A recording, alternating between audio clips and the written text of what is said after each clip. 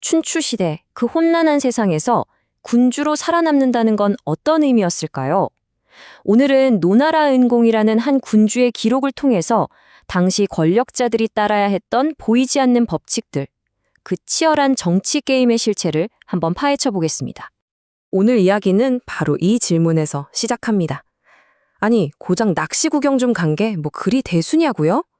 글쎄요, 이게 어떻게 한 나라의 군주를 역사의 심판대에 세우게 됐는지 그 비밀이 곧 밝혀집니다. 때는 은공 5년, 봄이었어요. 노나라 은공이 탕이라는 곳에 가서 물고기 잡는 걸 구경하겠다고 합니다. 뭐 그냥 가벼운 나들이 정도로 생각했겠죠. 하지만 바로 이 사소해 보이는 결정이 모든 논란의 시작이었습니다. 아니나 다를까 신하인 장이백이 곧바로 반대하고 나섭니다. 군주께서는 백성을 이끄는 분이지 그런 사소한 일을 신경 쓰실 분이 아닙니다. 하고 말이죠. 군주의 개인적인 즐거움과 공적인 의무가 정면으로 꽝 부딪힌 첫 번째 사건이었던 셈입니다. 정말 재밌는 건요. 훗날 이 사건을 다룬 역사 해설서들이 전부 똑같은 얘기를 한다는 거예요. 좌전, 공양전, 공량전.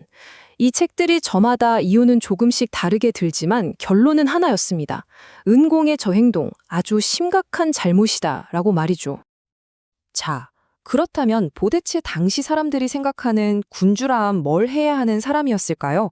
말하자면 군주에게는 아주 명확한 직무 기술서 같은 게 있었던 겁니다. 아까 그 신하 장이백이 말한 핵심이 바로 이 두 가지, 궤와 물입니다.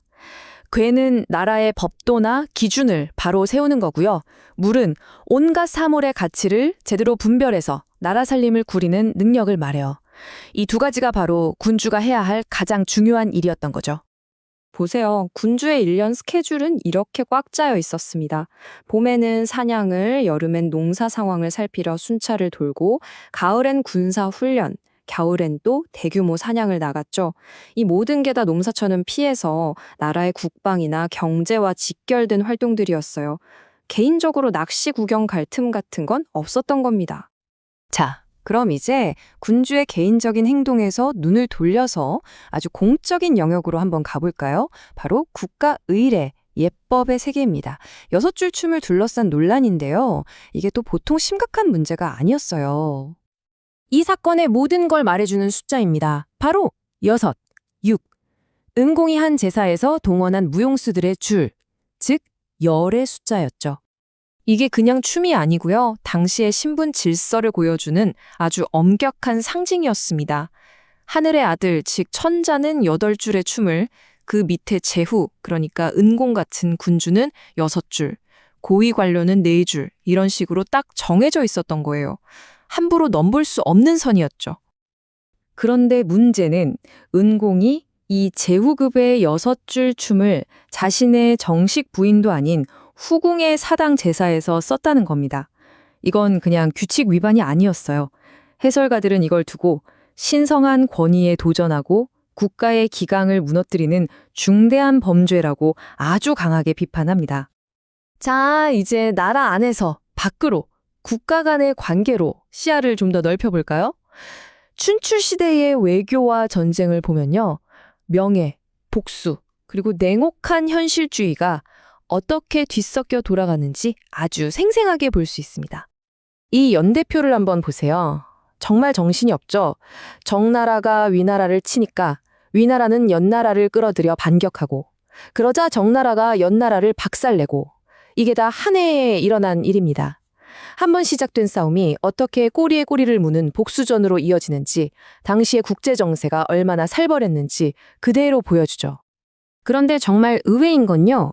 이런 아수라장 같은 전쟁터에도 나름의 룰이 있었다는 겁니다. 예를 들면 도망가는 적을 너무 깊이 쫓지 않는다거나 항복한 사람은 죽이지 않는다는 식의 불문율이죠. 무자비한 살육전 속에서도 최소한의 명예는 지키려 했던 것 같습니다.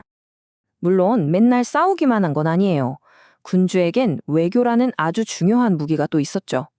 은공 역시 정나라와 화해를 시도하기도 하고 이웃 강대국인 제나라와는 만나서 동맹을 맺기도 합니다.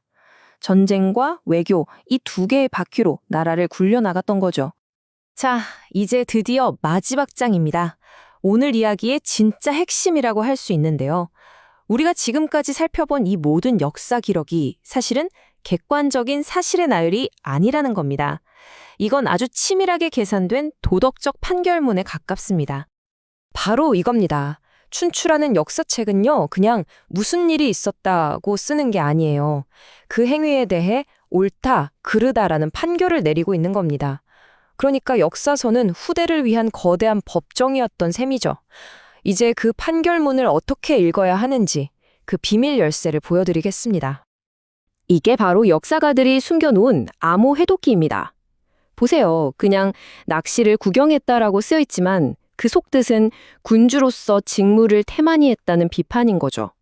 성을 포위했다는 기록관에는 전쟁의 룰을 어기면서까지 무리한 공격을 했다는 질책이 숨어 있고요. 춘추에 쓰인 모든 단어 하나하나가 이렇게 날카로운 칼날 같은 의미를 품고 있었던 겁니다.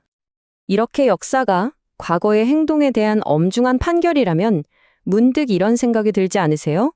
지금 우리가 하는 행동들은 과연 미래에 어떤 기록으로 남게 될까?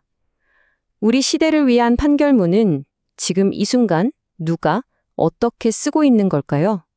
이 질문을 남기면서 오늘 이야기를 마무리하겠습니다.